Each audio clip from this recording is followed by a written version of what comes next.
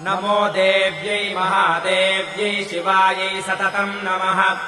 नमः प्रकृत्यै भद्रायै नियताः प्रणतास्मताम्।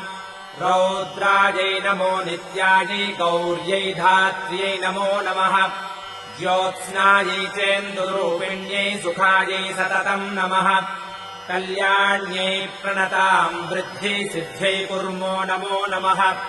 नैऋत्यै भूभृताम् लक्ष्मी शर्वाण्यै ते नमो नमः।